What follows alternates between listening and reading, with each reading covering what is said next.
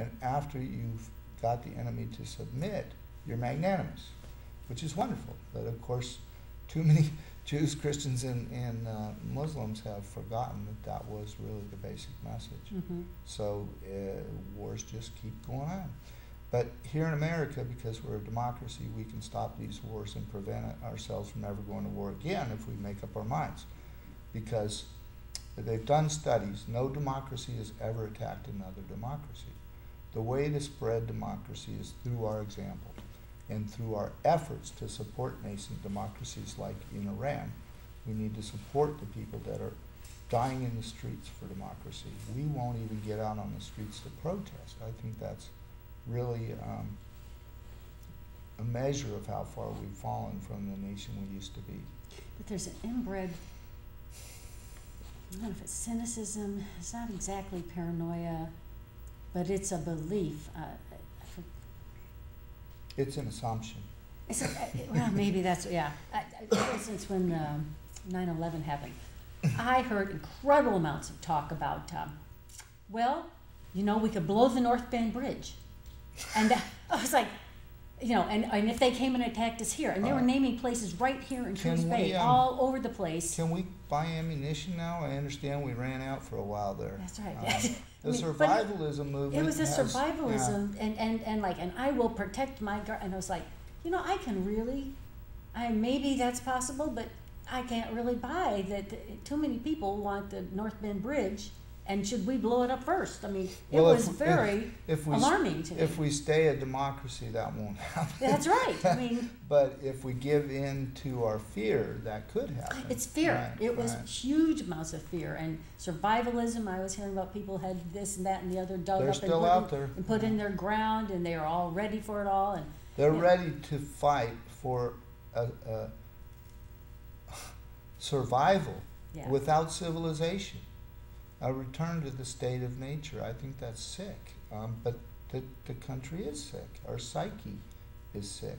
I'm writing about all this in the book of essays I'm writing online at my website, Soldiers for Peace International. And these things are clear to me, and I think I see a way out, and I think it's starting to happen. The American people are waking up. Citizens United. The Supreme Court case that extended the rights of corporations to buy and sell congressmen, and particularly our senators, has woken up a lot of people. And this is an issue that affects, again, this is not a liberal issue. This is not a conservative issue. This is not a Republican, Democrat, or whatever issue. This is an issue for the American people to face head on. Well, it scares me because why would big business care about what's good for me in little old Coos Bay? Absolutely. That's a corporation is formed to make money. Yeah. And we have to realize that I'm not attacking all corporations, because mom and pop can form a corporation to limit their liability in the event of things they have no control over. And it gives them certain tax advantages. It helps them provide better benefits to their workers and survive. So we need corporations, but in the original conception of the United States, we were supposed to control corporations. And the only reason it's not in the Constitution, as Jefferson actually proposed, is because at that time people remembered, gee, we just fought a revolution against corporate privilege. The people don't understand, too many people don't understand, that the Boston Tea Party was not a revolt against taxes. It was a revolt against the East India Company's ability because it was owned by the Queen and her friends. They gave them a special tax advantage to get dumped their, they had a huge surplus of tea, partly because Americans had their own cottage industry.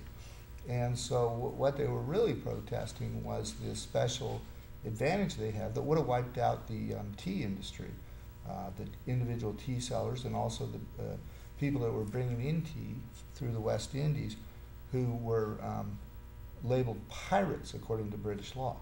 So what they did was they were redefining what a pirate was, who was an enemy of the state back there in Britain. And that's why the American people woke up and said, oh, wait a minute, we're British citizens. If that's the way they're going to treat us, then we need to form another country and make a new set of rules. Because governments are established by the people. And they're supposed to be of the people and for the people, but right now, we are a government of the corporations, by the corporations, and for the corporations. And our senators have not woke up to the fact that the people know this, and they're about to punish them severely. I would predict half the senators currently sitting are going to be gone by 2012, after the elections, at least half. We're already seeing them drop like flies. There were a number of senators. And a lot of them, yeah. I think there's a lot of people wondering, should somebody have a lifelong job? That's a very good question. That's a lot of power to invest in one person. They may start in it perfectly. Well, that applies to Supreme Court justices, but senators have to be reelected every 6 years. Yeah, If people wake up to this stuff, they're going to get rid of a bunch of them. There's already, But wait, are we going to? Oh, I'm sorry. Yeah. We need to loop back to the soul wound thing. I'm the sorry. soul wound thing. I'm sorry. Yeah, I should go into more detail about how he does that. Yeah. So on the soul wound thing, logic doesn't cut it because sure, logic in their head they know, I couldn't have stopped the bullet. I had to do my job. I had to handle the bomb. What are things that would be useful for veterans to hear? Well, let me go back to that book that my friend wrote, War and Redemption. So one of the beliefs that a lot of faiths have is that you can redeem yourself if you think you've committed a sin. If you've violated the first commandment, you can rededicate yourself to people for the rest of your life. And that's actually when I see the veterans start saying, I started doing something for somebody. See, that's when I know they started to turn the corner. Just not about them and me and mine. It's like, maybe I should reach out to the next guy. And sometimes I'll say, so we got you better. Who are you going to go help? Right. And they kind of look like, I said, even if you got one person into therapy, because you look like you are getting life better, you're going to be helping somebody else. Absolutely, and that's how we reestablish the bridges, the social bridges that build up what Putnam called social capital. Right. There's immense rewards for each of us, not just veterans. Oh yeah, everybody. In helping other people. As far as I'm concerned, that is the main purpose of life, is to help other people. And I can tell you from personal experience, it's incredibly rewarding. And that's why I started Soldiers for Peace International, because that is our goal, among our goals, or maybe that's a strategy. The goal is to end war, and it is a group of veterans and active duty service members who are opposed to not just these wars, but all war.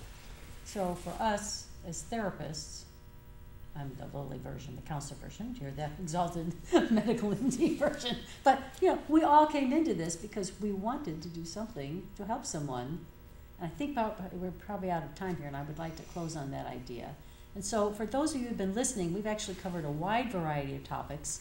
How society is affected by war, how the veteran is affected, how the family is affected, and ideas about emotional healing and how to gain access to resources that will help you come into a space where you cannot erase the memory, you can change how you deal with the memory. And that's what the goal, and actually the greatest pleasure I'm sure you have also, because then when you see a veteran who's starting to have a life and realizing, I have a whole right to have a life with pleasure, that's actually what we do and find our pleasure in life doing.